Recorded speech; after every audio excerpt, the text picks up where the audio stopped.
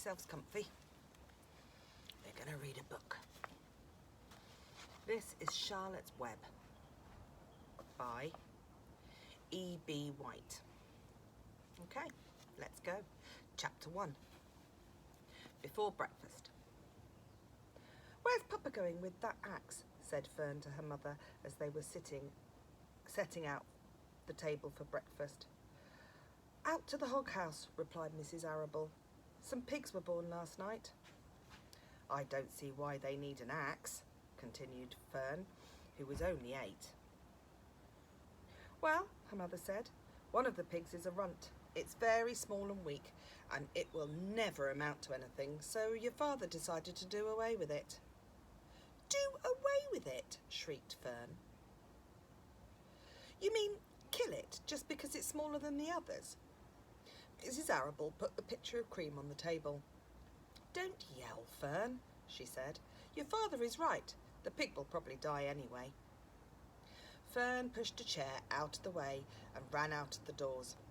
The grass was wet and the earth smelled of springtime. Fern's sneakers were sopping by the time she caught up with her father. "Please don't kill it," she sobbed. "It's unfair." Mr. Arable stopped walking. "Fern," he said gently, "you will have to learn to control yourself." "Control myself?" yelled Fern. "This is a matter of life and death, and you talk about controlling myself?" Tears ran down her cheek, and she took hold of the axe and tried to pull it from her father's hands. "Fern," said Mr. Arable, "I know more about raising a litter of pigs than you do.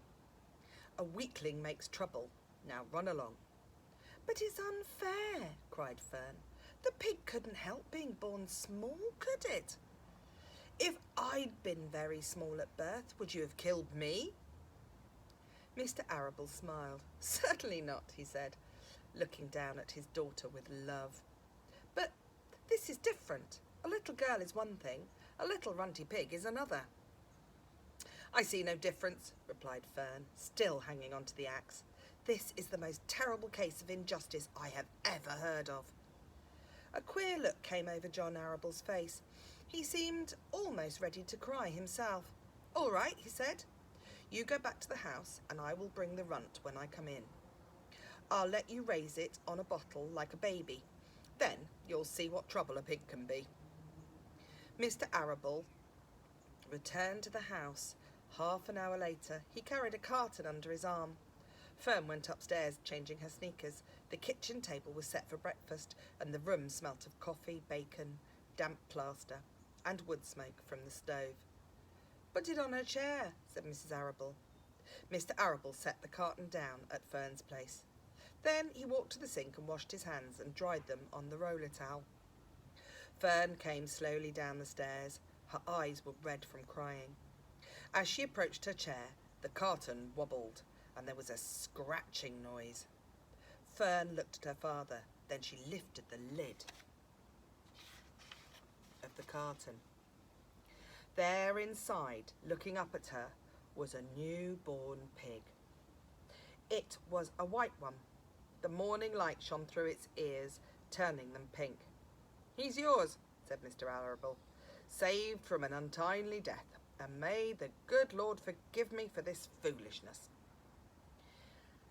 Fern couldn't take her eyes off the tiny pig. "Oh," she whispered, "oh, look at him. He's absolutely perfect."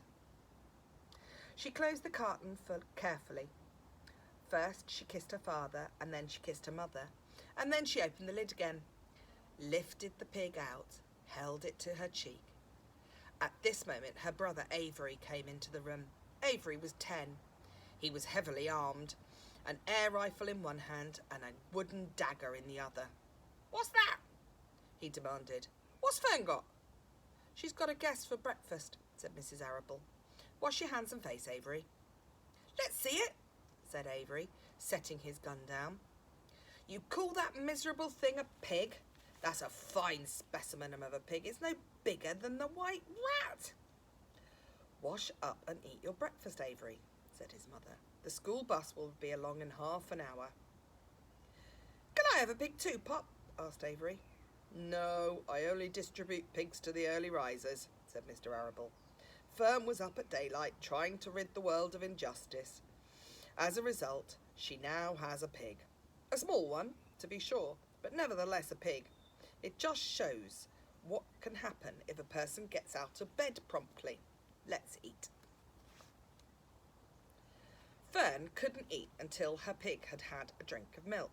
Mrs. Arable found a baby's nursing bottle and a rubber nipple. She poured warm milk into the bottle, fitted the nipple over the top and handed it to Fern. "Give him his breakfast," she said.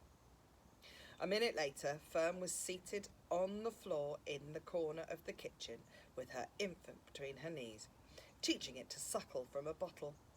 The pig, although tiny, had a good appetite and caught on quickly. The school bus honked from the road. "Run!" commanded Mrs. Arable, taking the pig from Fern and slipping a doughnut into her hand. Avery grabbed his gun and another doughnut. The children ran out to the road and climbed into the bus. Fern took no notice of the others on the bus. She just sat and stared out of the window, thinking what a blissful world it was, and how lucky she was to have the entire charge of a pig. By the time the bus reached school, Fern had named her pet, selecting the most beautiful name she could think of. "Its name is Wilbur," she whispered to herself. She was still thinking about the pig when the teacher said, "Fern, what is the capital of Pennsylvania?" "Wilbur," Fern replied dreamily. The pupils all giggled and Fern blushed. And that is the end.